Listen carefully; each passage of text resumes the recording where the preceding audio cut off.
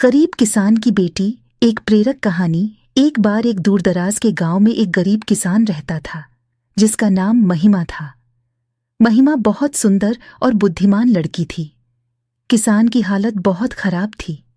महिमा के पास पढ़ने के लिए कपड़े, किताबें या स्कूल जाने के लिए पैसे नहीं थे, लेकिन महिमा पढ़ने के लिए बहुत उत्सुक थी।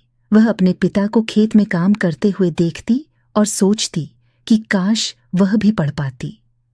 एक दिन महिमा ने गांव के स्कूल के पास खड़े होकर बच्चों को पढ़ते हुए देखा।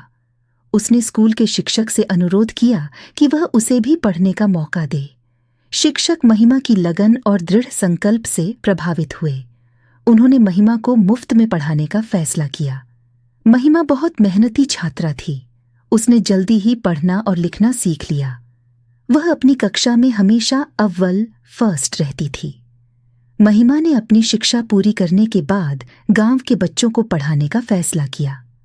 उसने एक छोटा सा स्कूल खोला और गरीब बच्चों को मुफ्त शिक्षा प्रदान करने लगी। महिमा की वजह से गांव के कई बच्चों को शिक्षा प्राप्त करने का मौका मिला। वे बड़े होकर डॉक्टर, इंजीनियर, शिक्षक और वकील बने। महिमा गरीब किसान की बेटी थी, लेकिन उसने अपनी मेहनत और लगन से अपनी किस्मत बदल दी। वह गांव के लिए प्रेरणा बन गई। इस कहानी की सीख: गरीबी कभी भी सफलता की राह में बाधा नहीं बन सकती। यदि आप दृढ़ संकल्पित हैं और कड़ी मेहनत करने को तैयार हैं, तो आप कुछ भी हासिल कर सकते हैं। शिक्षा जीवन को बदलने की शक्ति रखती है।